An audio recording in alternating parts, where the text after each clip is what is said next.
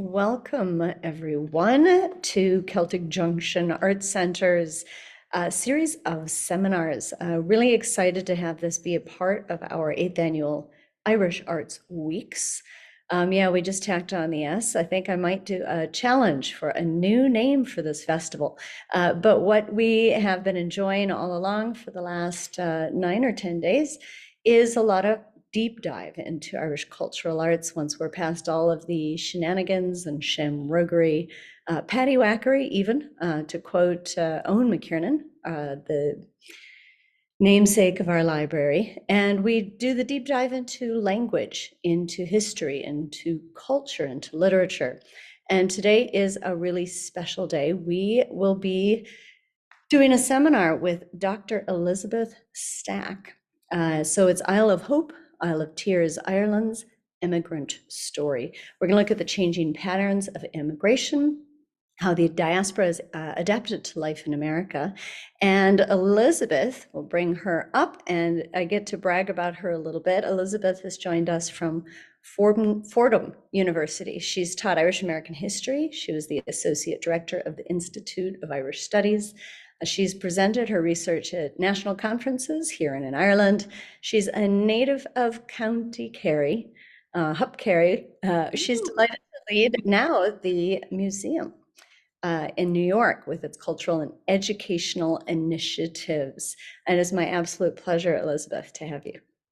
Thank you very much, Natalie. I'm delighted to be here too. So yeah, that's great. I am in a new job, everyone. I just started here in the American Irish Historical Society 2 months ago. So forgive me if I seem a bit scatty. Although I have actually given this lecture at Providence College in, I'd say, February maybe. So a little bit of research on the American side of the Irish immigrant story, and then just recently how Ireland is coping with it, coming into our country. So of course, my own background as an immigrant, sort of informed my scholarship. So I'll read some of this because there's a lot of statistics and all that, but I do have a PowerPoint which I'll share now. And Natalie, if you are okay with me going on ahead, I'll just keep going. Forge on ahead. Thank you so Okay. much, Elizabeth. Great. Well, thank you, everyone. And anyone, if you have questions, you probably can type them into the Q&A feature, on the bottom of the screen there. So as I said, I'm going to talk about our and immigration story. As President John F. Kennedy said on his visit to Ireland 6 months before he was killed, most countries send out oil or iron, steel or gold or some other crop, but Ireland has had only one export, and that is its people. And so, in fact, every generation of Irish people in the last 2 centuries have had some experience of migration, whether it be their own voyage abroad or that of family or friends. In fact, no country in Europe has been as affected by immigration over the last 2 centuries as Ireland. Approximately 10 million people have left the island since 1800. Considering that our population today stands at 6.4 million, the number of people who have left in those 200 years is absolutely extraordinary. And so you can imagine that immigration has had an enormous impact on every generation of Irish people because each practically family has been affected in one way or another. So, I left my hometown. There's my parents' store. I don't think it's painted that color anymore. We must have changed it in the last year or two. But I grew up in Listowel in William Street, right next door to John B. Keane's pub. And I will say, that my own experience as an immigrant has kind of colored how I view the study of immigration, because every immigrant story is different, but there have to be commonalities, whether it's 1800 or 2009, which is when I came to America. Immigrants feel a lot of contradictory feelings. You've got excitement and fear and loneliness, confidence and unease.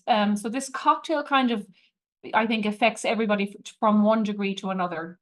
And so today, to look at those sweeping patterns, which of course statistics can't really tell you how people feel, but hopefully we can gain some of that insight from some of the slides I'm going to show you. So David Fitzpatrick has argued that the most remarkable aspect, he's a historian at home, sorry, the most remarkable aspect of Ireland's history particularly in the 19th century, is the disappearance of half of our population. As other historians have noted, Ireland was the only European country to have fewer people at the beginning of World War I than it had 100 years earlier. For every 10 people born in Ireland after the Great Famine, 3 or 4 of those were destined to spend their lives in other countries. So as Fitzpatrick said, growing up in Ireland meant preparing oneself to leave it. From the end of the Napoleonic Wars in 1814 to the start of the Great Irish Famine, between 800,000 and 1 million people sailed for North America, roughly half settled in Canada and the other half in the United States. Of course, before the 1830s, those annual departures were primarily by Protestants, dissenters, or Anglicans. It was only after the 1830s that Catholics really outnumber Protestants. And also the scale of departure absolutely skyrocketed during, of course, the Great Hunger, where 1 million people died and about 1.25 million people fled the island. In fact, our country was the most densely populated country in Europe, just on the eve of the famine, with about 8.5 million, which dropped back to 6.5 million in 1851. Millions more leave the country after the famine, particularly in the 1850s and again in the 1880s, so that by 1911, our population was only 4.4 million. And so, by the early 1870s, there was 8.5 million Irish-born people, but 1/3 of those lived outside of Ireland. In fact, in 1910, the Irish-born population of New York City was about 250,000, and only Dublin and Belfast had larger numbers at the time.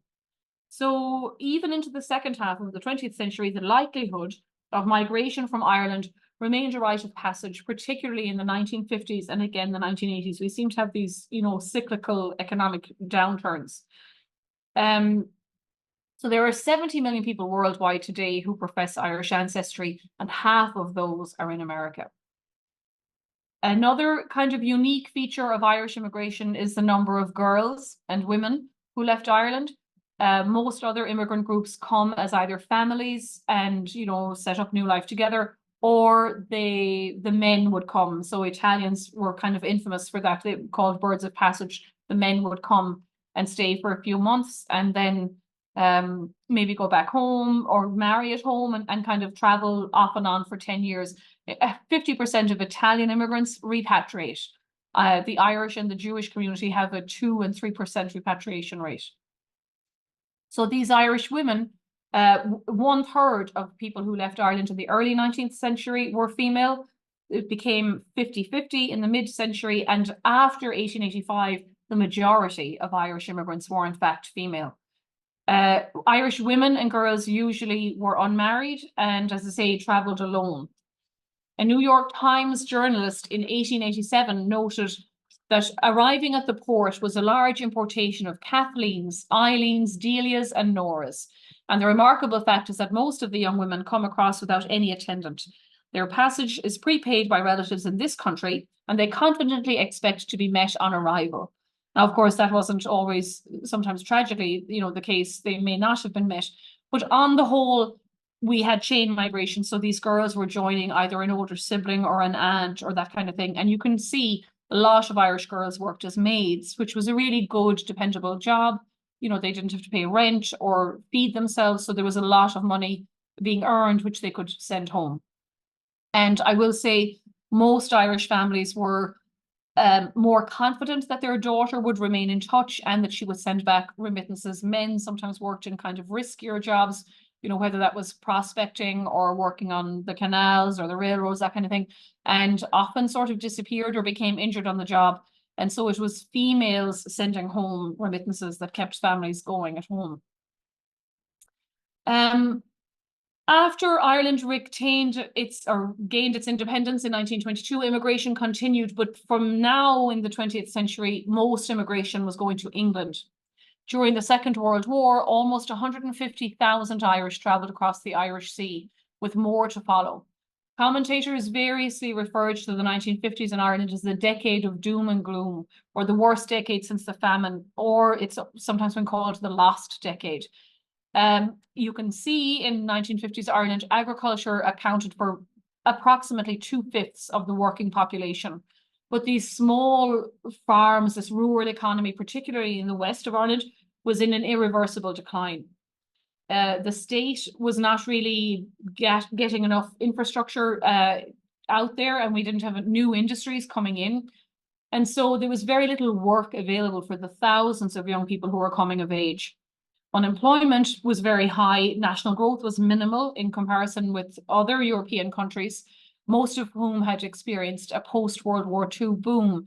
Now, that too, don't forget, Ireland remained neutral during World War II, so we were actually excluded from getting some of that Marshall Aid grant immediately after World War II. So there was very little investment going on in the country. So most young people knew that their only way to secure steady employment and the lifestyle that went with it was to cross the Irish Sea. And a commission on immigration in the mid-50s noted that immigration had become part of the generally accepted pattern of life. In the 1950s, about 400,000 people immigrated. 3 out of every 5 children who grew up in the 1950s in Ireland left the country. Imagine. So considering that the Republic, had at the time in the 50s stood at about 3 million people, to lose 15% of your population in 1 decade, almost all of whom were the younger people trying to gain employment, was astonishing. And so Ireland, yet again, was one of the only countries in Europe, apart from East Germany, to see its population decline in the 1950s. And again, one of the important parts of this type of immigration, particularly in this decade, was the remittances. In fact, remittances from Irish immigrants in England was 3% of national personal income. And counties on the west, particularly, Galway, Clare, Mayo, the remittances were an essential part of that economy, making up 10% of the income in those counties. The Central Statistics Office in Ireland estimate that the male boat generation who went away from Ireland between 1940 and 1970 sent almost £5 billion home to Ireland. And this continued right on into the 60s. In fact, in 1961, 13.5 million was sent to Ireland by immigrants just in the UK. And that almost covered the entire cost of the education budget at the time, which was 14 million. So as the economy developed in the 60s, immigration starts to decrease from those huge numbers in the 50s. And then, of course, in the 1970s, Ireland entered the European Union. So people actually returned from the country, which was the first time that had happened. But we had years of borrowing. There was a huge oil crisis in 79. And we just kind of had a stagnant economy with increased unemployment. Now, this time, it was jobs that were closing, manufacturing jobs closing and being sourced overseas. And so the people who, even though we have this huge unemployment problem, we're not starting to see increased immigration in the 70s and kind of early 80s, because the people who lose their jobs are an older demographic. So you start to see instead in the late 80s, third level graduates who start to leave. So it's the first time that there's been kind of that shift. It's not because of unemployment as such that people are leaving. It's because there's no new jobs being created. There was also a failure of the construction industry, and that kind of started to affect those people. So that 1980s was affected the entire country. Officials concluded that the propensity to emigrate is now much more equal in the eastern and western and the urban and rural counties than was previously the case. So you can see here it was, a lot of strikes, a lot of that kind of action. For the first time in a long time, more males than females moved abroad because, again, of this construction downturn and in the industrial downturn, and because women were being integrated into the workplace at home in Ireland, so they were finding jobs. England still remained the main destination for immigrants, but America, for the first time in a long time, proved a popular draw for many, both documented and undocumented. At this time in the 80s, most of the people were young, aged between 15 and 24 years of age. Whereas in contrast to the 50s, these people immigrating in the 80s were better educated than their predecessors. And so it kind of showed the changing face of Ireland, too. But certain positions like accountants and engineers were leaving in higher numbers than other areas of the educated workforce. And then Ireland started to get a period of growth from the early 1990s through, of course, 2007 with the Celtic Tiger. But immigration never came to a halt. Even at the height of the boom, Irish people were still leaving, although in smaller numbers than before.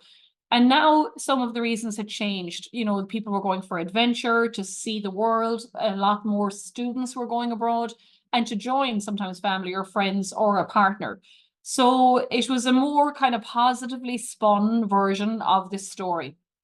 In fact, our Taoiseach at the time, Bertie Ahern, noted in his resignation speech in 2008, when unemployment was only 5% in the country, he said he was proud as Taoiseach to have delivered a modern economy with sustainable growth and employment, and that he'd brought an end to the days of forced immigration. But of course, as we know, the Celtic Tiger, unfortunately, flops, and by 2013, the unemployment rate was again back up to 13%, and the number of people leaving the country had once again quadrupled. Now, by then, the resumption of immigration to the US had started up and restored to an extent the usual Irish pattern, which had stopped in the 1960s with the new immigration laws here in America. Those reforms had been seen as sort of unfavorable for European countries. Estimates at the time of the undocumented veer widely from about 40,000 to 200,000. What we do know is that most of the immigrants to America at the time were undocumented. But maybe we know for sure that those legally admitted between 1987 and 1990 was only about 20,000. And every year those visas that are handed out, like last year, I think in the diversity lottery program, Ireland got 13 visas. So it's difficult to come legally. There has, as you know, though, there was a large kind of Immigration Reform and Control Act of 1986, which tried to amnesty certain groups of undocumented immigrants, particularly a lot of the Irish. And so, you know, by the early 1990s, there was maybe 16,000 visas available every year to Irish immigrants. Some of those, of course, expire over time. They might just be here on a student visa, that kind of thing. So most Irish people who came in the 80s or 90s have had their situation some bit regularized, because your children can, you know, even sponsor you if you had been undocumented until then. But it is quite difficult, you know, in a post 9/11 system to imagine too many people from Ireland coming in undocumented anymore. It's just too difficult. So all of these, of course, you know, the collapse of the banking system in Ireland, the downturn in the economy, the return of immigration out of the country means that, you know, this is still a topic for us at home. Now, it's one thing for us, of course, at home in Ireland, but how did America cope with all of these huge influxes of people coming in? And as you can imagine, not very well all the time. Now, I have to say some of this is from my dissertation, so I'm glad to be able to use it here. But we do know that, you know, in the 19th century, there was an issue with how people would adjust to living, and particularly how Catholics would adjust to living in America. So, you know, there's a lot of the Know Nothing, it was called, campaign, or the nativist American Party. British stereotypes of the Irish had followed us across the sea. So, you know, here you have a picture of a low groggery, clearly an Irish woman, you know, here drinking, there's a child looking to get alcohol to bring it back. Irish men were sometimes depicted as having kind of simian features. So this idea, you know, that Irish Catholics were clannish and pugnacious and drunkards was very, very pervasive in America. One observer of city life said, the trouble with the natives of Éireann is that there is no purgatory between the inferno of their own country and the paradise of this one that would fit them for entering upon a broader and higher mode of existence. The change is too sudden, and they and those brought in contact with them suffer for it. They rarely understand their own interest. They are made the dupes of others, and their impulsiveness overrides their reason and keeps them at constant disadvantage. So this idea was that the Irish national character had innate features like superstition or unrestrained fertility, a fondness for the drink, worked against efforts to make Irish people and Ireland seem prosperous or modern. So here you can see, I love these pictures, how Biddy served tomatoes undressed. So, you know, as I said earlier on, most women worked as maids, and there are all of these cartoons. Sometimes you can see, you know, these little stereoscopes. So Biddy didn't know that like an undressed tomato was just plain tomato. So she took her clothes off and served the tomatoes undressed. And then here's another one. I don't know if you can see that Bridget is kind of overdressed and her mistress is saying, you know, what are you doing? So there's all of these ideas of, you know, the Irish not fully being able to fit in and not knowing what they were doing. And so this all came to a head in Forum magazine in 1925. This guy, Madison Grant, who wrote a tract called The Passing of the Great Race, and he wrote an article called America for the Americans. The article mourns the fact that Anglo-Americans, who he describes as the Native American population, were in danger of being surpassed by immigrants who remained alien and immune to assimilation. He advocated that all citizens should register for identification and fingerprints, and he argued that the registration could then be used for eugenic purposes. And he praised the Johnson-Reed Act of 1924 as a much-needed corrective to the waves of undesirable immigrants, claiming it was one of the greatest steps forward in the history of this country. Now, he doesn't mention Irish immigrants specifically, but it's very hard not to hear criticism of them when he talks about life in American cities. He says, where we have a mixture of races, some of the most important elements of our freedom for which our ancestors fought have to be abandoned. In cities and industrial centres with a large alien population, freedom of speech and freedom of the press are greatly impaired. Everyone knows that it is impossible publicly and freely to discuss the relative values of race and religion, the amount of crime, feeble-mindedness, or military worth attributable to the various alien groups, although these topics are all the subjects of daily conversations in private. So again, this idea that some immigrants, you know, could not be assimilated. Now, so there was clearly an awareness into the 20th century that even though the Irish were at this point, you know, public school teachers, they were Tammany Hall or other machine-led governments, you know, in Boston and New York and Chicago, there was this idea that they weren't proper Americans. Grant also argued that the worst fault of the immigrant population was that they clung to their own identity. The aliens in our midst are not assimilated, as it was fatuously believed would be the case a few decades ago, when the myth of the melting pot was enthusiastically accepted and welcomed. Recent discussions in the press have brought out clearly the fact that those who are alien in race and religion have not amalgamated with the native population. They marry among themselves, maintain their religions and customs, and retain their foreign connections and sympathies almost without abatement. And again, that has to be seen as talking about the Irish Americans, you know, who at that point were very, you know, they had just come out of the 1916 Rising. There was huge support here in this country for the Anglo-Irish Treaty, for instance, and trying to get, you know, recognition for the Irish Republic to try to prevent civil war at home. So the Irish Americans were very, very tied and clued into what was happening in Ireland. So, you know, he has to be talking about them. And then he said, our form of government is based on the Constitution of the United States and not on the Declaration of Independence. Our institutions are Anglo-Saxon and can only be maintained by Anglo-Saxons and by other Nordic peoples in sympathy with our culture. Of course, at this point in time, the pseudo-scientific journals had categorized the Irish as either Celtic or Mediterranean. And so they were clearly being excluded from the categories deemed fit to govern. So, you know, even though the Irish immigrants had kind of started to slow down, still by the late 1800s, this cartoon here is from 1886, and it's the one element that will not assimilate. There's, you know, Columbia stirring the pot of citizenship with the spoon of equal rights, and the Irish guy will not go in. He's got, you know, the green flag and the knife. And so even though Irish people, as I say, were very, very embedded in most aspects of American life, we were still sort of seen as other.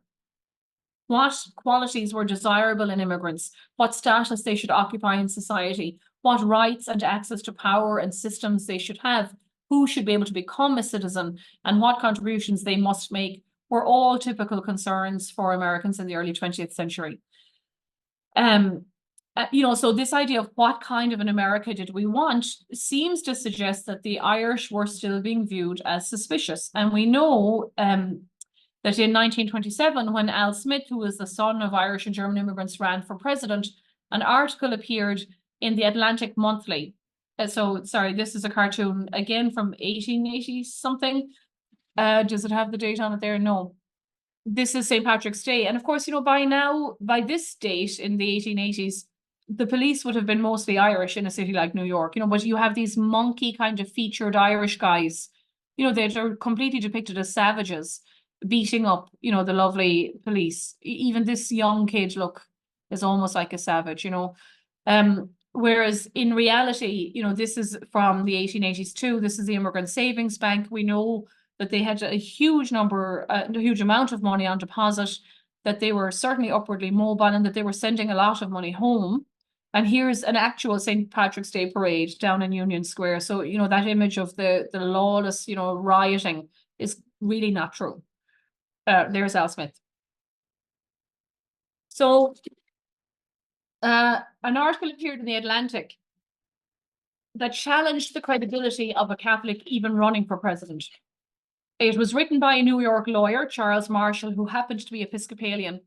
And in it, he argued that because Smith was a loyal Catholic, he would be obligated to accept the authority of the church over the state if a papal encyclical was handed down.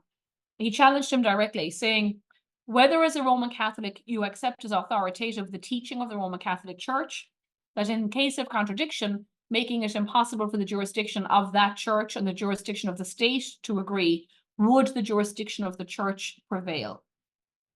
Now, Smith would not have been surprised that his religion was a bone of contention, but I think he did not expect the vehemence of opposition to his campaign. And religion alone may not have been the reason he lost the election. It absolutely played a central part in the public debate about his suitability as a candidate. He was very popular in New York as governor. He had done a ton of work after, for instance, the Triangle Factory fire here in New York. He was very well liked, but that did not translate nationally. He was, of course, loose on prohibition. He was connected to Tammany Hall, although not fully embedded with them. And so he was kind of alienated from maybe a lot of the rural voters, because he seemed to represent an urban industrial America when rural and agrarian America was in decline. Now, apparently his response in private to this whole article was, what the hell is an encyclical? He had to organize a response. And so, funnily enough, his campaign manager was a German Jewish aide who was Judge Joseph Prosker, and him and Father Francis Duffy, who had been the famous chaplain to the 69th Regiment during World War I, published a response, Catholic and Patriot, Governor Smith replies. And in it, Smith reiterated his record that as a public servant, he reaffirmed the fact that as an American Catholic, his loyalty is first to the state. He said, I have taken an oath of office in this state 19 times. Each time I swore to defend and maintain the Constitution of the United States. Your church, just as mine, voices the injunction of our common Savior to render unto Caesar the things that are Caesar, and to God the things that are God's. He ended with a fervent prayer that never again in this land will any public servant be challenged because of the faith in which he has tried to walk humbly with his God. But of course, naturally, John F. Kennedy faced some of the same questions in his campaign in 1960. So if that's how America dealt with the influx of people, how did Ireland cope with the exodus from our shores? And it's an interesting kind of dilemma. Immigrants, of course, were, gone, but never quite forgotten. Ireland was lucky in one way because we had very early national school system. This primary school system was instituted in Ireland in 1830. So a lot of our population were actually literate up to kind of, elementary school or middle school age.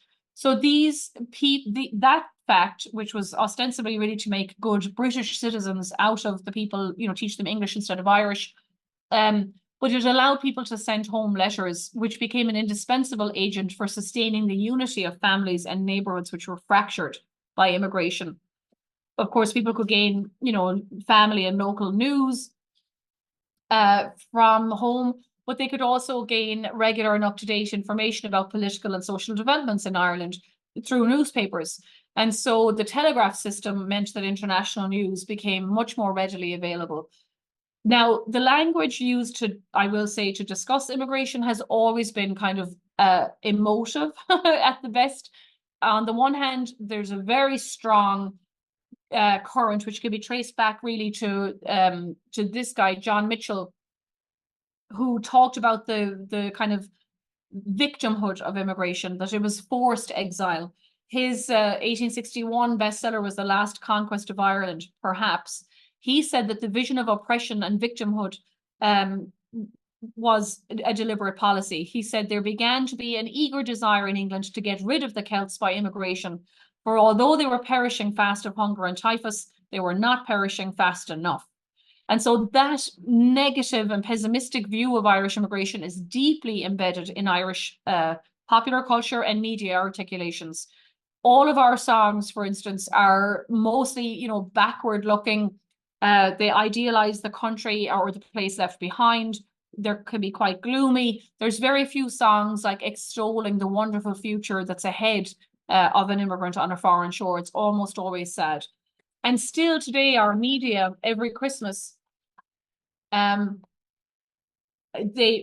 crews go to the airports and film, you know, the departed sons and daughters coming back home and being greeted.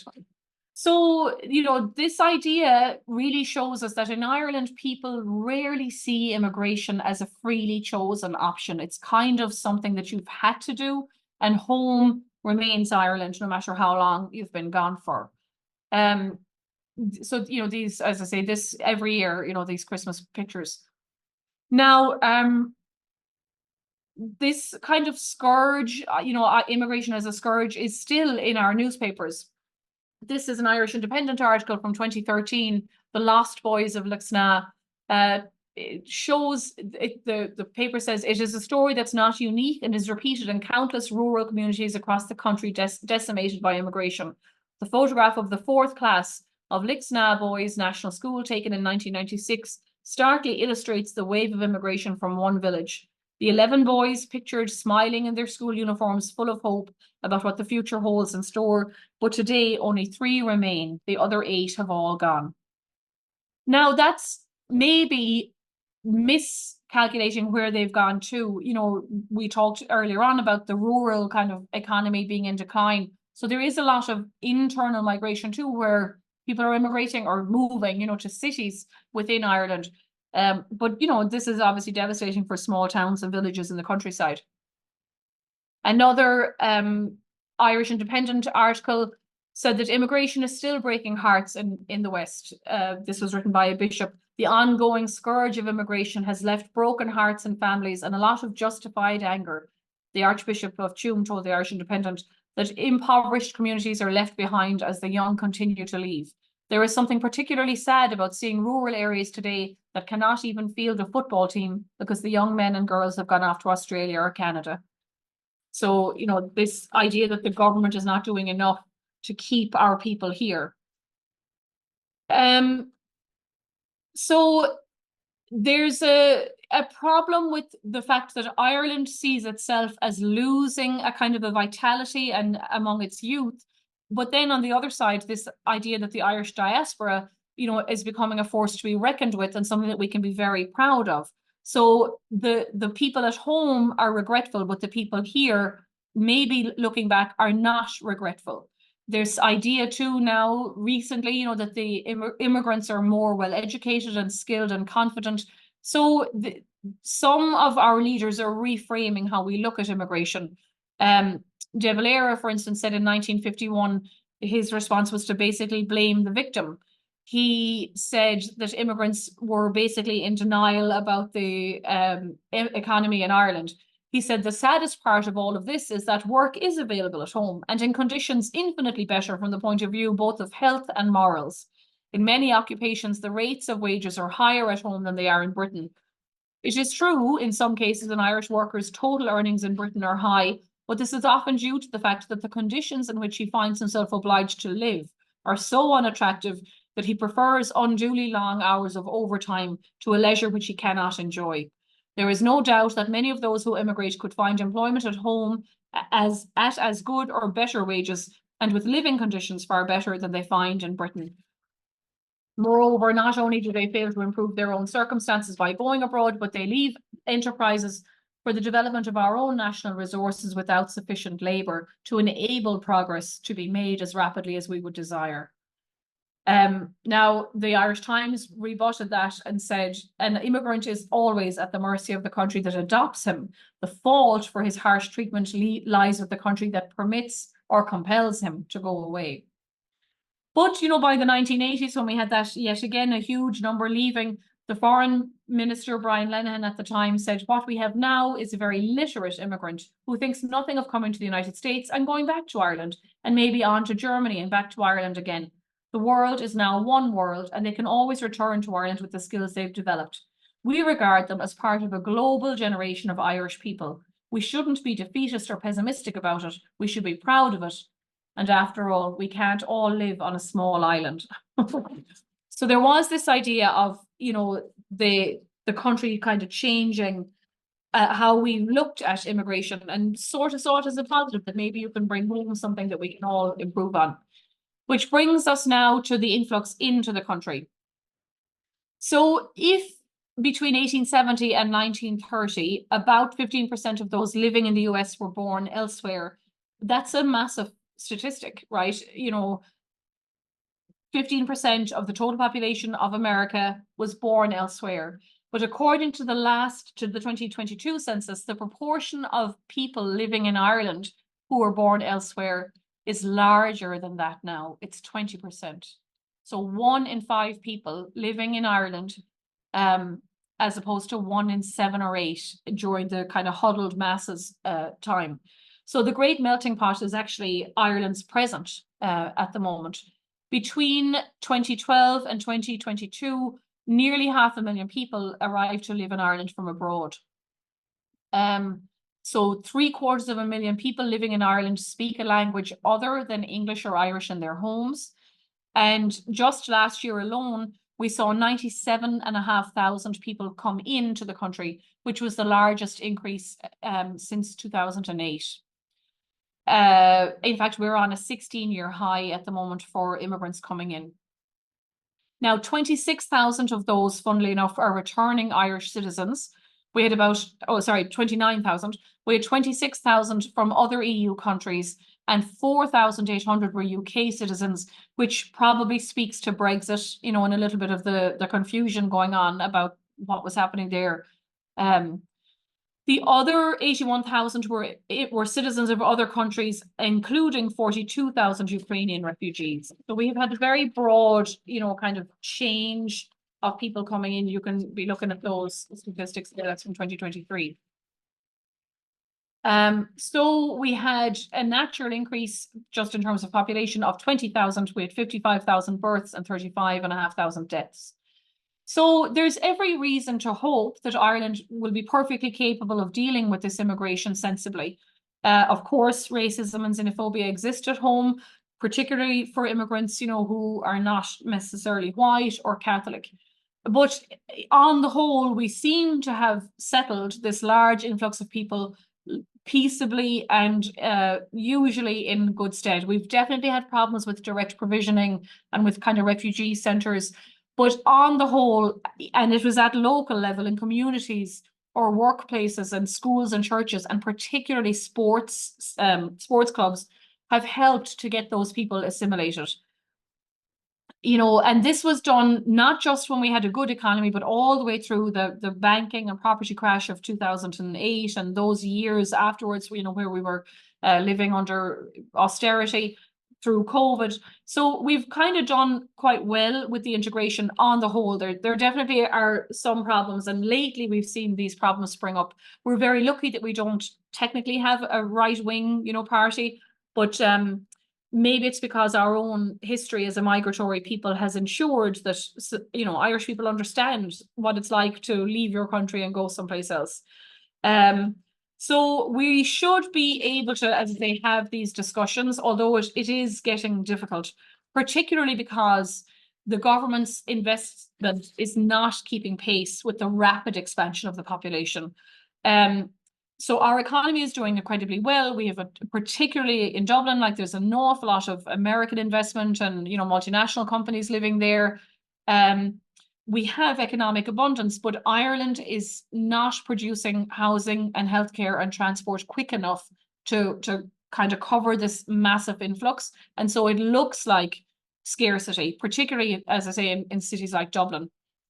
And of course, then if there's homeless or, you know, other issues, that's where you're going to have that competition. The government housing plans, for example, were based on figures where they thought we would see 220,000 people in a decade, but we've already way surpassed that figure in just 3 years.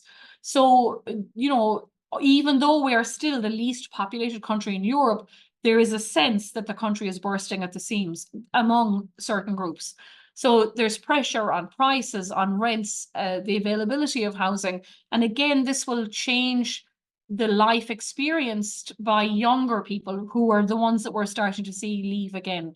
Renters, for instance, are spending 35% of their income on housing, which is above, you know, the recommended kind of amount. In 2010, that figure was only 27%. And so, you know, there's been a big change in how much people, for instance, are paying on rent. In 2022, there was 68,000 people waiting on social housing lists. And that's a 24% increase in just 4 years from the 55,000 who were waiting in 2018. By July of last year, we had almost 13,000 people who were homeless accessing emergency housing. And of course, that figure, you know, was exacerbated by the refugees that have been recently allowing in. But to give you, you know, the comparison, in 2015, there was only 3,800 people on the homeless list. So that's like a threefold increase. Now, the good side on all of this, 30,000 or 51% of immigrants had a third level education. 70,000 of our immigrants going out had a similar level of education.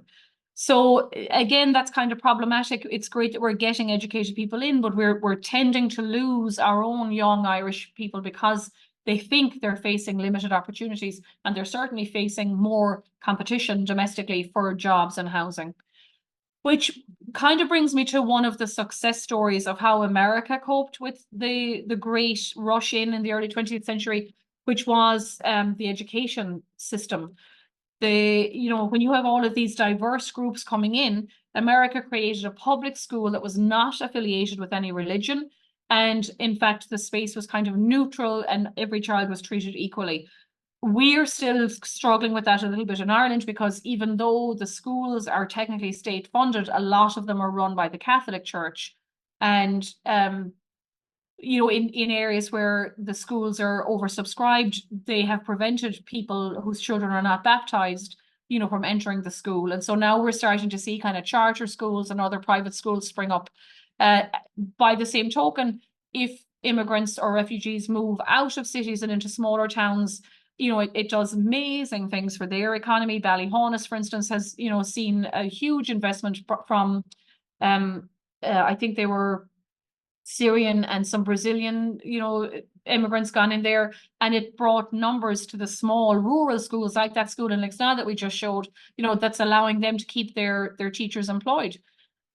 So we will need to have in Ireland a more comprehensive strategy for coping with this increased migration. And in fairness to both countries, the dilemma of immigration is very straightforward because most economies and societies cannot survive without immigrants, regardless of, you know, where they are. From high healthcare to high tech, construction to hospitality, the country would grind to a halt without immigrants. And Ireland, on many metrics, benefits enormously from having these talented and hardworking new citizens. And there is progress at home. Visa and citizenship application waiting times have been reduced. In 2013, there was 95,000 visa applications received, which was an increase of 15% since 2011. And 91% of those applications were approved. So, you know, we're having multiple citizenship ceremonies every year. and at least 30,000 citizenship applications decided on every year. Now, this is not, to debate the rights or wrongs of the political history that we've talked about tonight, but anytime I talk about migration and adjustment and assimilation, I think about the Irish phrase, Ar Ska Acela a Warren Nadina, which means it is in each other's shadow or in the shelter of each other that the people live. And so we have to have that sense of community and interdependence because we do shelter together. The Irish have always understood that, and we're working hard to apply that at home to new arrivals, as well as thinking about ourselves as foreigners in other lands. Immigration, of course, changes both countries, the one you departed and the one you arrive in. America is indelibly linked with Ireland now. Our departed family members, even people who left generations ago and whose descendants may have no contact with the old sod, are still, in a way, empty chairs at empty tables in Ireland. Our landscape is dotted with abandoned houses and old villages. So Ireland is part of America's past, but America is part of Ireland's future.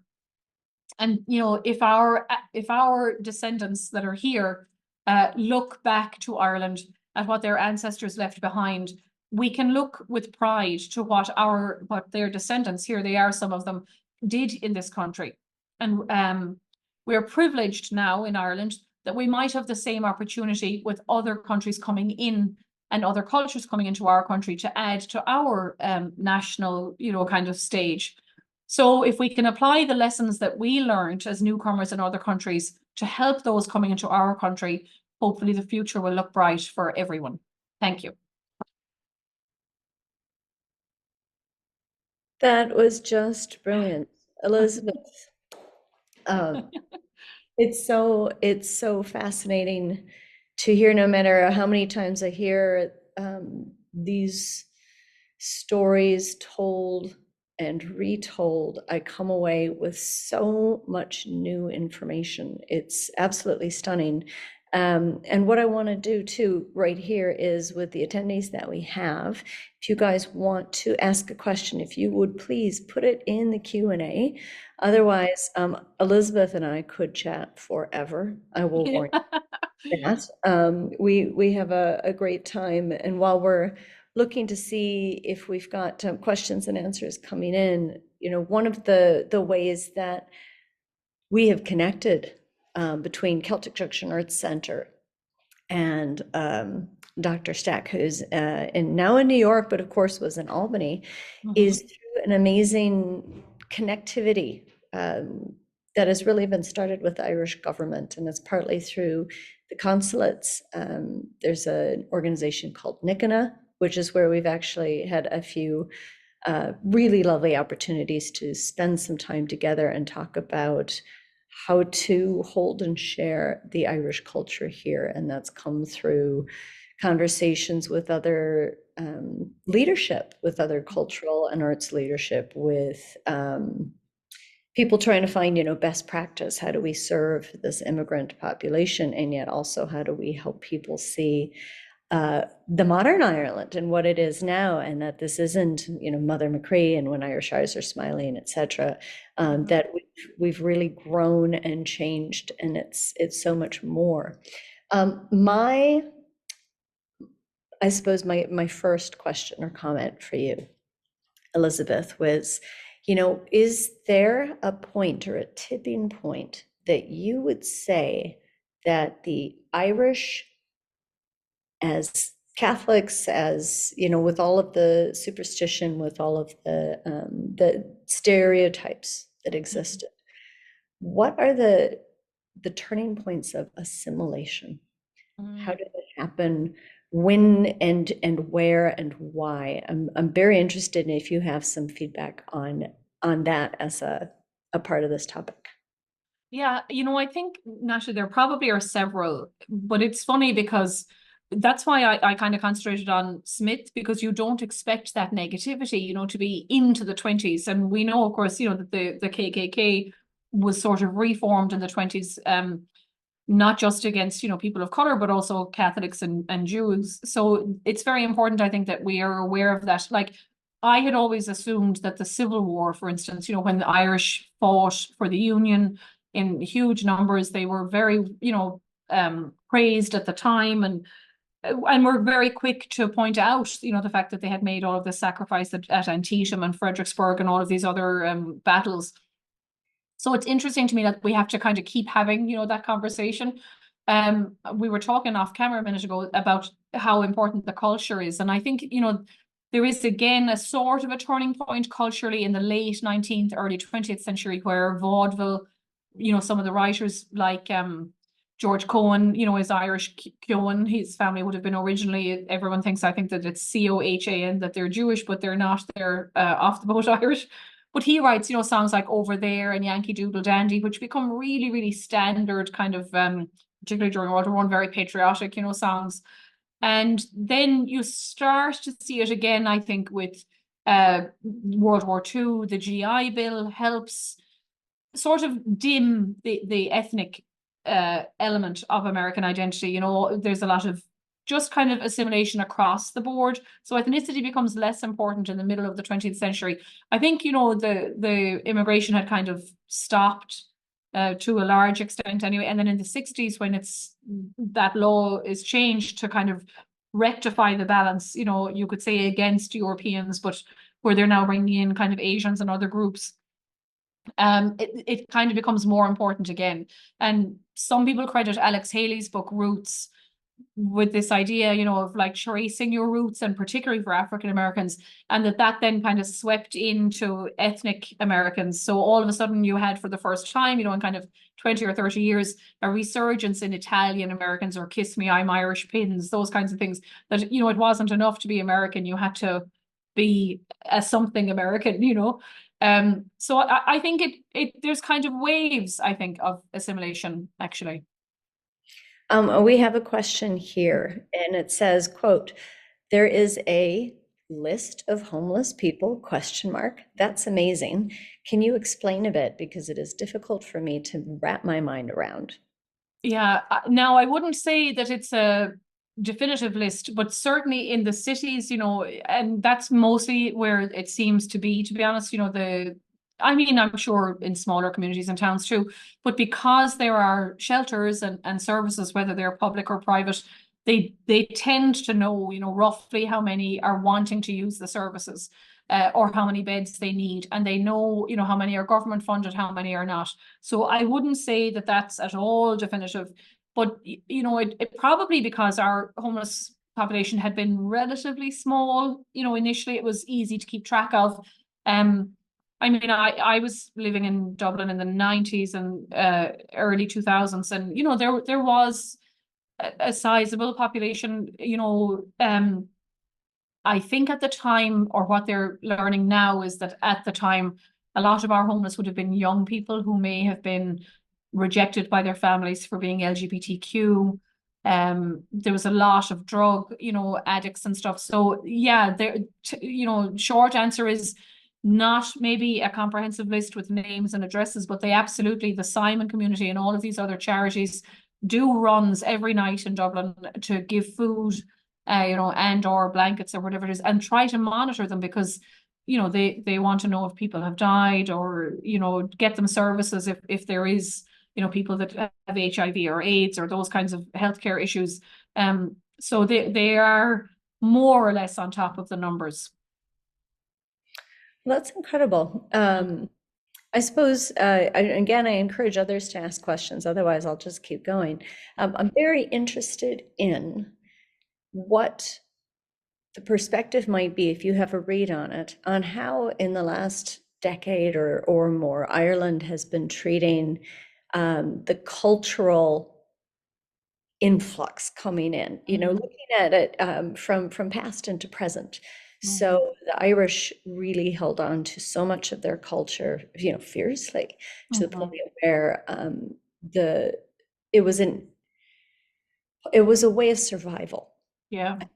Just to maybe go to its root cause, its way of belonging, and it has spawned this really incredible separate culture, nearly, that you could call Irish America, which has needs and wants and ideas and practices very separate to the homeland that they have diverted from.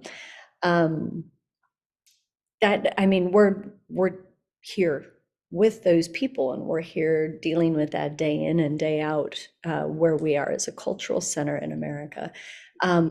What is the perspective, do you think, for the Irish people bringing in all of these other cultures? Are they helping people to retain their language, or celebrating their culture or their religion? Do you have any read on that? And I know that's not your specialty, but that's one of those things my interest is piqued, and I think I want to go and do some research perhaps. Do you have any ways to point Yeah, us in that direction?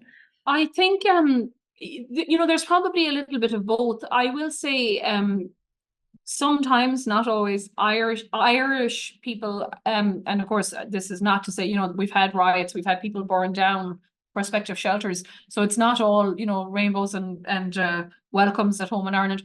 But in general, there is actually kind of a curiosity about other people, and there's a desire to sometimes blend rather than keep separate. So if you remember, I think it was during COVID, like there was uproar in Irish America about the young black dancer that was doing Irish dancing, Morgan Bullock. Like she was celebrated in Ireland. Like Riverdance contacted her and gave her a contract, but she was accused of cultural appropriation here in this country, as opposed to just being delighted that somebody, was learning our art form.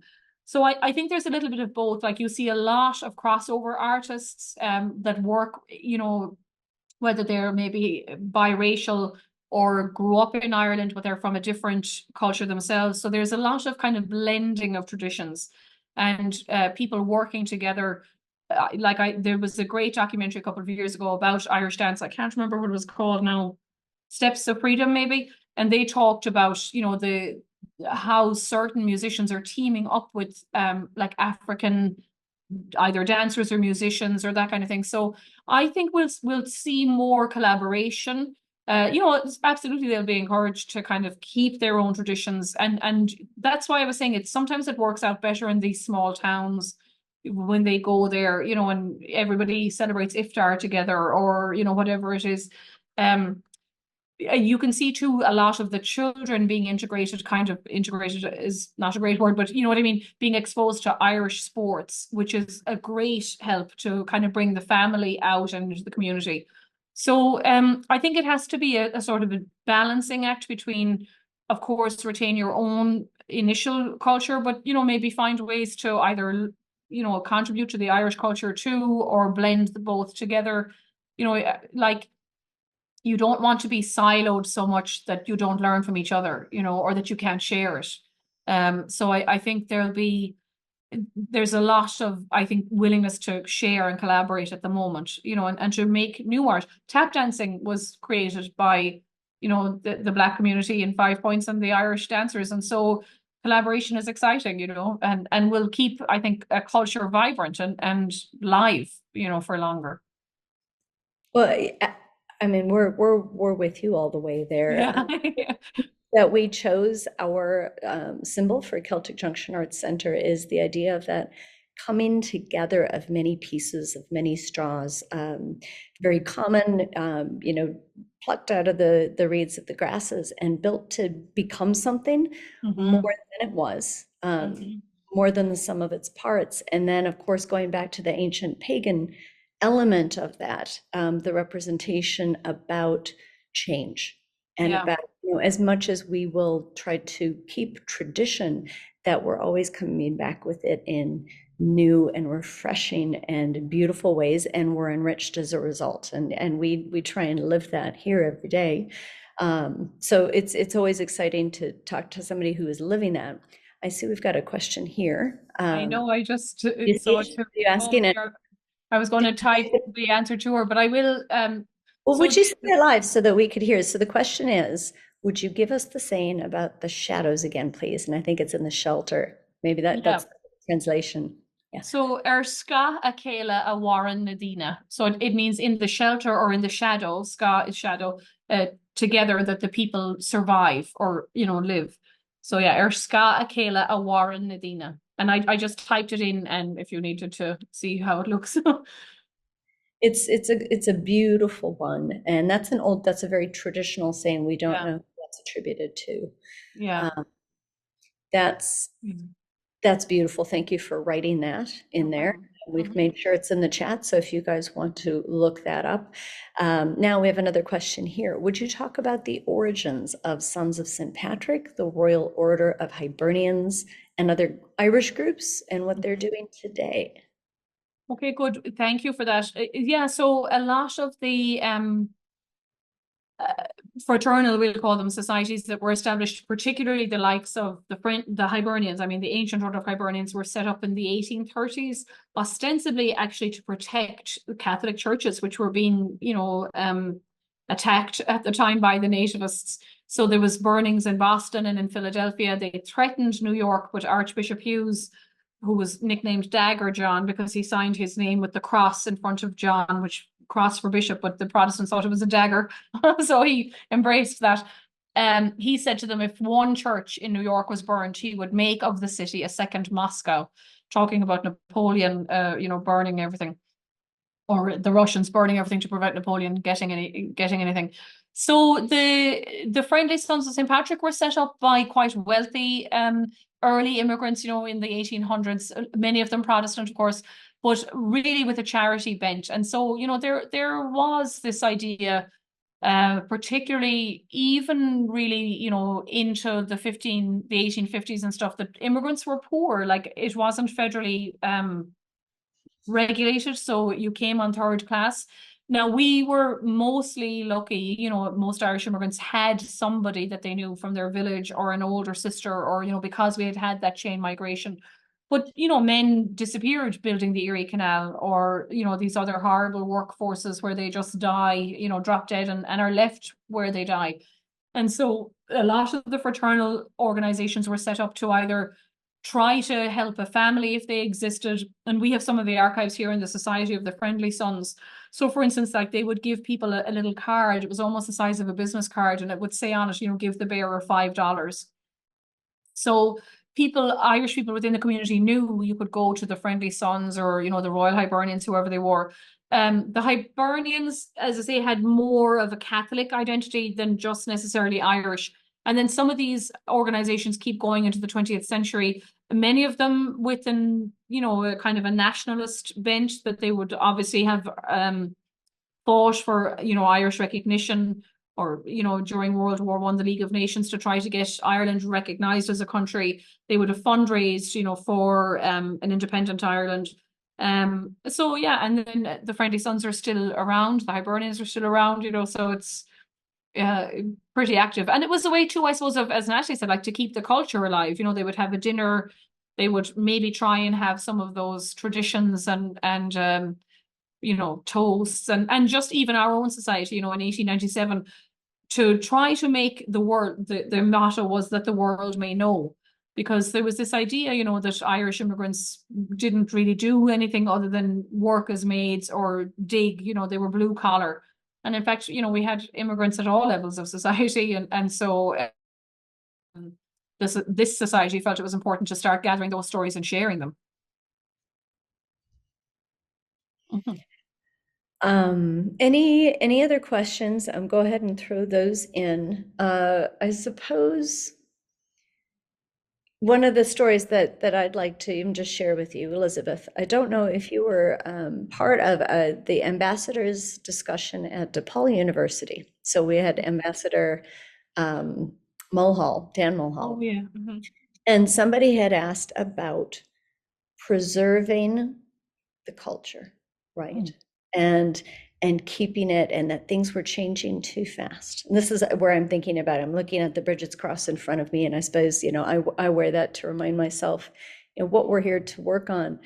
And that the culture was changing too fast. How were we able to preserve it with all the change and the different people and all of these things happening? And they sat down, and Dan, in this just, beautiful way, he took a deep breath, and the ambassador had said, he said, there is a beautiful clip in a newsreel, and I'm sure we could find it if we went to look for it, that there was a woman of color in Ireland being asked, where was she from, what was she contributing, a challenge about the culture, and what would she know.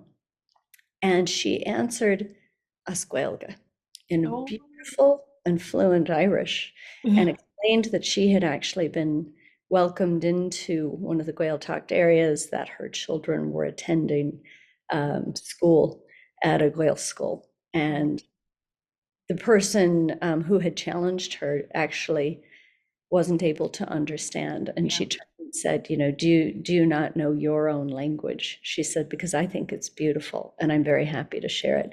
And he said, it's amazing when you share the culture, it spreads, as opposed to if you try and hold and suffocate it. He said, that's Mhm. an entirely different thing. Now, I may be paraphrasing terribly, Ambassador Mulhall, don't get cross with me. But it was something that was hugely impactful in, I suppose, the idea of sharing and spreading and welcoming, that we Yeah. actually enrich each other in different ways, Mhm. uh, in ways we maybe would never have Thought realized. about it. Yeah. Well, and the interesting thing, years ago, I was part of a workshop group that went to Washington. It was with the German Historical Institute, and we were with a working group in the Senate, just for like a day. But they had these experts in to talk about how the immigrant class is always the entrepreneurial class, because they have to, you don't get something for nothing, so like everyone on both sides, people do it at home in Ireland. Oh, sure, they get this, that, and the other, and they rock up and they're given a house, and that's not how it happens. So, in Ireland, we have what was called direct provision. It was a horrific system where, particularly refugee, claimants were being kind of ghettoized. They were left in hotels and only given very minimal kind of money. I mean, their meals were provided, but they were kind of ghettoized, and not part of the community at all. And stuck in hotel rooms, with their families. So it is very difficult, like, to be uprooted and start your life, whether you're a refugee or an immigrant. And there aren't any social welfare, really payments like for immigrants. You have to establish residency, and you have to be there the correct way. So it was fascinating to me how hard immigrants work, and we make it difficult for them because they have to wait until they have the correct work permit, or we don't recognize their degrees, and so they're working as a taxi driver, but really they're a doctor, and so it's I think you're right, Natalie, like that it is absolutely an enriching experience, like for both of us. I mean, how lovely would it be to taste new meals, or to learn a new way of dancing, or all of these things that immigrants bring to our communities, I think are absolutely fascinating. And we're very lucky as one of the largest immigrant groups in this country that we're sort of seen as almost a default, for American, like, this is how you do it. If you're an immigrant, you come in and you uh, kind of contribute in politics or in education and all these things. But that's difficult for other immigrant groups, So I think sometimes Irish America forgets the advantages that we had. As I was saying, like, we were literate, we mostly spoke English. Even into the 19th century. And of course, that's as a result of, British colonialism and the penal laws and everything. But it absolutely gave us an advantage, the fact that we could speak in English. I think there was somebody who had raised their hand, but just a reminder, if you have a question, if you put it in the Q&A, then we'll have Elizabeth able to answer it just there. And we'll give it just another few minutes. Otherwise, we'll go ahead and wrap it up. One of the things that I'd love to mention, because it's on my mind, uh, I suppose best to say I'm an ex-expat.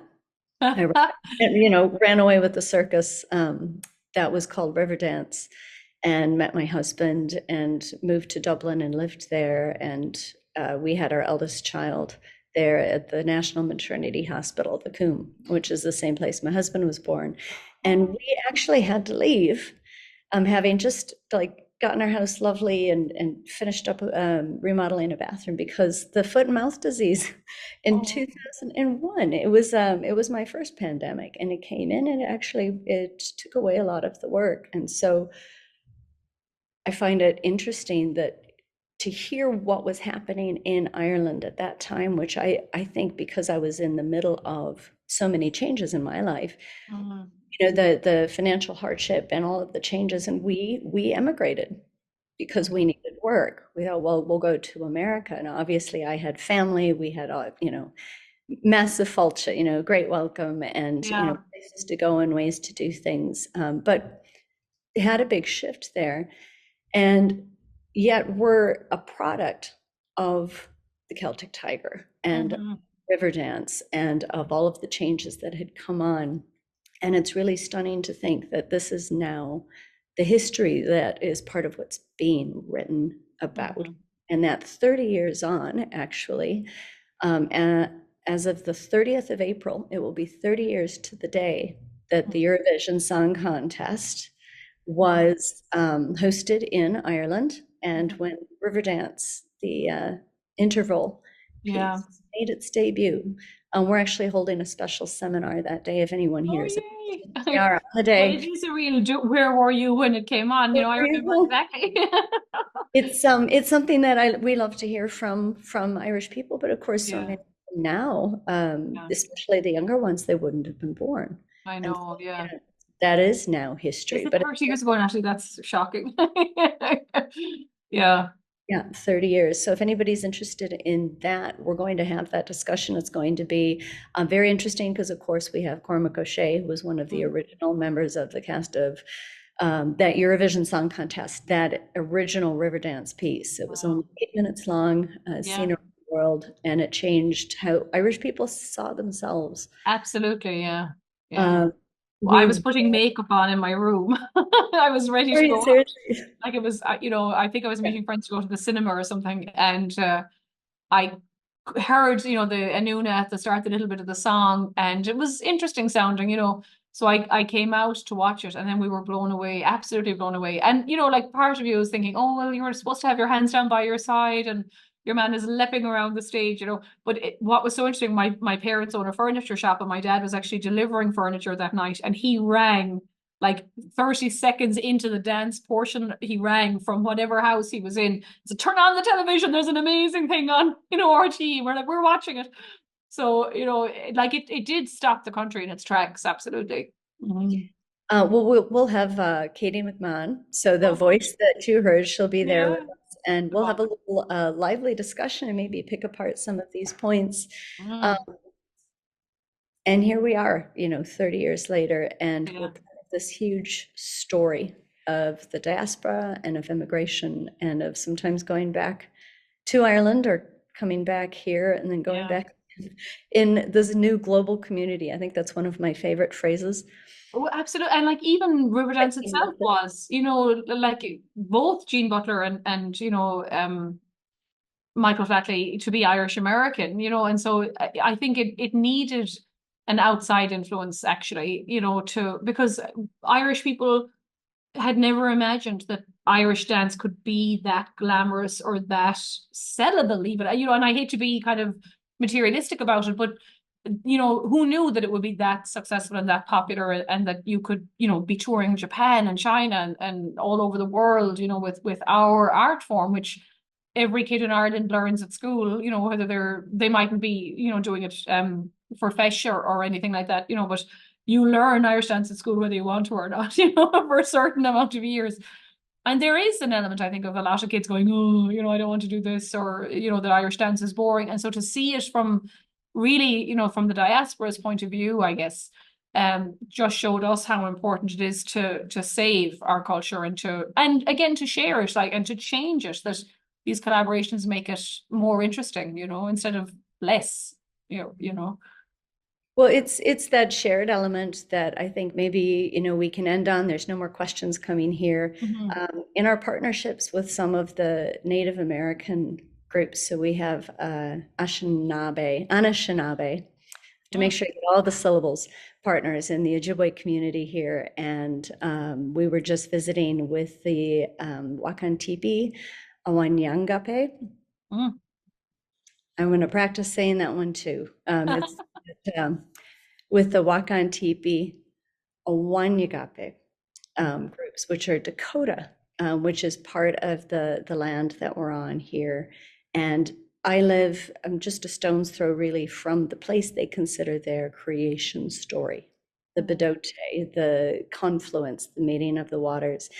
And it's always very humbling to have the communication and to be with them and to experience their generosity. Mhm. And I think that's the word that I want to sit with, is their generosity and their welcome, and the way that they share their culture, and not push away. And the welcome has been really stunning. The sharing has been stunning, and I think there's a deep understanding about this, and an openness that we can better connect with each other. And one of my favorite phrases, of course, being welcome to all our relatives. So with that, thank you for sharing with us, Dr. Elizabeth Stack. And thank you everyone for joining us this evening, for sharing this experience with us today. And welcome again to all of our relatives, and have a wonderful night. Thank you. Elizabeth. Take care, everyone. Thank you.